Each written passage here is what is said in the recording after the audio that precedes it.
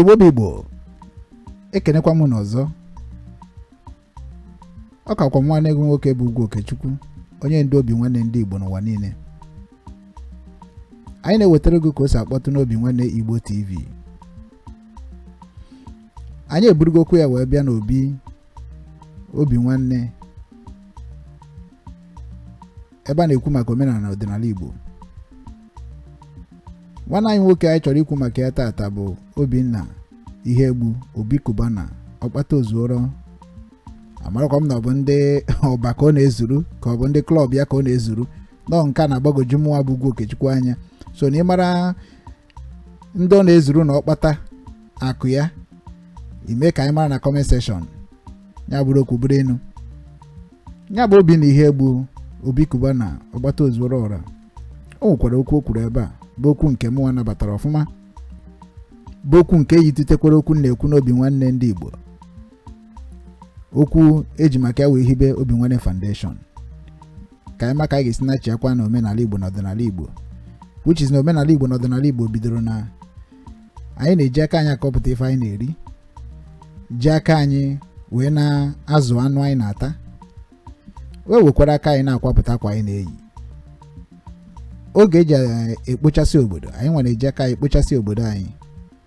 Oge a na-awara mmiri ụzọ, anyị na-eji aka anyị wara mmiri ụzọ. Anyị na-ejikwa aka anyị ekute mmiri anyị na-anwụ. Anyị jikwa aka anyị echekwa obodo. Ifugonu ka obodo si wee dị kịta. Ikorobịa na agbọghọbịa ya marozi nke ha na-eme, maka na ikorobịa na agbọghọbịa na-echekwa obodo na gbogbo. Ka mkpọ ya ikorobịa maka na agbọghọbịa anaghị echekwa obodo anyị gbogbo. Ụmụ ihe ka Obi Cubana tichara ọnụ. Ọ dịkwa m obi mma. Nsị wawu. So Obi Cubana macha na ife niile a Obinwannem ndị Igbo na-ezi na ozi ọma bụ eziokwu. Ka anyị ga-egodi ya ntị. Anyị ga-echazi ya ntị ka anyị marakwa ebe anyị niile ga-esi tinye ọnụ. Tinye nke gị na comment section ka m kwukwa nke m n'ọnụ. Ka anyị gee ya ntị mara ihe o kwuru maka ndụmọdụ o nyere ndị Igbo. Hardware. Anọ ihe mụ ale n'ụlọ ka m ji ayọ ndị ọzọ feje n'ebe njelo in terms of persecution. Ị na-anụ ya? Oke ghọtago, obodo adịrọ mma. Onye nwere ntị ọnụlụ fa gara ya n'anya mbụ ndị ọba anyị na-afa, mana we all have to coexist. Ịmakwa na even na birthday ma mere na April 50th birthday, ihe na-anya nwere ebe fele ego, I control everything. Onye bi otinye ademe ka nda dego na at this age now. Mana onye nwe ndachi appreciate onye mfo fesasịrị ya, mana eji wanje za ajụjụ maka ya. Yes, I suppress ya. Mana ya na-akwụkwọ ndị kwesịrị ịma na ebe etu a nratata na nka na-aza ajụjụ ọ bụla alaji. So what am I trying to say now? Let's go up this whole thing. And that's just in the other no na egbu. Ị na-anụ ya? Onjuleju obrogo come obro. I'm telling you, I'm a gear experience. Not go get the for now. You wetara ego agbafere m ọsọ na pocket and meji pụsị cash. Onwe ebe m look at for and I'm going to bring an na mmezi gozi. Because I learned go the hard way. And not even more learn or can ji ayọ ndị ọzọ feje n'ebe njelo in terms of persecution. Ị na-anụ ya? Okay, what I go? Yeah. Okay, the best, that's an experience, the best teacher. Everyone know you make you feel mulako. Yeah. The best teacher experience is when Kemelon do also go eje we mulako. We mulako. Obodo drama. Onye nwere ntị ọnụlụ fa gara n'anya mbụ ndị ọba anyị na-afa, mana we all have to coexist. How do we coexist? You want to talk or to see what would the volume? Ị nụrụ ya? Si gbatuo volume. Gbatuo volume. Another thing bụkwa n'ime nwoke ifu na ya emenwu akpọchi ụzọ a ọ na-emevechi ime na si wepụ nka.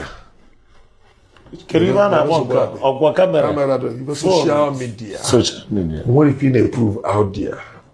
Kada ya ka ị na-approve ka iji nke ma nke onye ọzọ ji. So ụmụnne enwe nwa aṅụrị. Ọ na-abịa okeshọn n'ebe ị na-eti mkpu si esezi na foto si esezi ebe a na-aba ego nye mmadụ ife quietly yes onye so onwekwara ife inyere nwa mmadụ nyebere mmadụ n'ụwa nwebere ụdị ego inyere mmadụ as a matter of fact ga-enye na nzuzo na ka nke nyere afụrụ anya so the final edebe bụ na ọ dị mma ya nwere onye na-achọ ka obi letụrụ mmadụ ma ọ ka ọ sọpụresi ya ka a ghara ịma na ibute n'ike mana ọka ike wee last ya laa ya maka na onye ọ dụrụ mma ọ dụgoro anyị Igbo mma ịfọkịta eto ọkịta ebe nne na-ekuzuzuzu ị na-anaghị efe na anyị Igbo ya azụ n'izu nke efu ya gbọrọ the best Christmas maka na ndị na-achị anyị alụgo nnukwu ọrụ ndị omekome abịa nyọtagofa a na-ejezi na-apụta so na enatanụ ka na-achị ya nkwa akpata mba na akụ ka ebelata n'ala Igbo ọlụrụ anyị mma onye jela afịa bụ ndị nọdụrụ n'ụlọ ewute igbo afịa nọ ndị nọdụrụ n'ụlọ erie ọịfa n'ife niile efu ọ bụrụ nke o si daa ụdịdị mmadụ anyị niile ka anyị si fa n'Igbo n'anya ya esi anyị wee na ọpụreti na-apụta everyday mana anyị eji kpata wee bata ọ baala onye iru baala onye azụ baalụ nwa okeke baalụ nwa mgbafọ ọịfa anyị na-ekwu si wotu ọkụ nwoke na-achọ ka ọ bụrụ nọ ya kachasị nwoke na-achọ ka ọ bụrụ na eshi anụrọ mana onye a na-achụ achụ na-ezobenata onwe ya unene anya eweturata volum asọgwoge nwa na aṅụrị mana nwoke ife anyị eme nkwa n'ebe a efu mechie ọnụ pụkwa n'ezi nwere gbachi ụzọ a na-asị no face no case ịnụrụ nke a amụta m ọzọ no face no case ọ iru afọ ka a na-atụ nga ọ bụrụ na nọọ ikuku ka bụ onwe ndị na-eme nnukwu ife nọ na social media.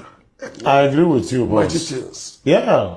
So now nwere nwoke tosi ochele ibi ya mana fọ ndị na-ekulite fọ ndị gbagota goolu level anyị na ndị karịgolu anyị si wolu nwayọ si na-epromote ezinụlọ si na-epromote eziokwu si na-epromote ịgba mbọ si na-epromote ana Igbo si na-epromote na nsọ bụ nsọ alụ bụ alụ si na-epromote ezi omume ife the upcoming nwere mụta n'aka anyị dị too much ọ bụrụ sị ihe ego ana Igbo nwee long beautiful history need projection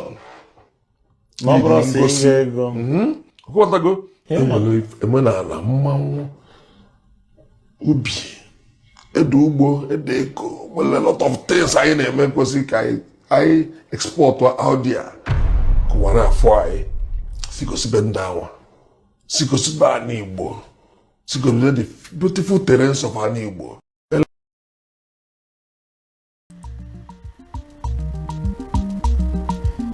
Igbo bụ Igbo ekenekwa m unu ana m asị unu egego Obi Cubana ntị n'onu nya bụ Obinna Iyiegbu ọkpata ozuoro ndị klọb ya o nwere ihe nka ji ekwu otu ahụ ọ tịrị m afụba na ọkpata ozuoro ndị ọba ọkpata ozuoro ndị Igbo ịmana ochuzugo mana kịta bụ ọkpata ozuoro ndị klọb ya so kedu ihe ịfụrụ na okwu ọnụ nwanne anyị nwoke abụ Obinna Iyiegbu kedu ihe mụtara mana nke mụnwa mụtara bụ nke mụnwa na-ekwu ụbọchị ọbụla na Obinwannem Igbo TV na nke anyị na-akwalite na Obinwannem Foundation nke anyị na-akọwara ndị nọ n'ala Igbo ige Obi Cubana ntị n'onu ịmara ihe Obinwannem ndị Igbo ji wee kreetie midia iji na-agbasa ozi ọma gbasara omenala na ọdịnala na njikọ nke ụmụ Igbo n'ụwa niile na ihe a ga-eme ka Igbo niile bịakọta ọnụ gbuo nwokwebe ji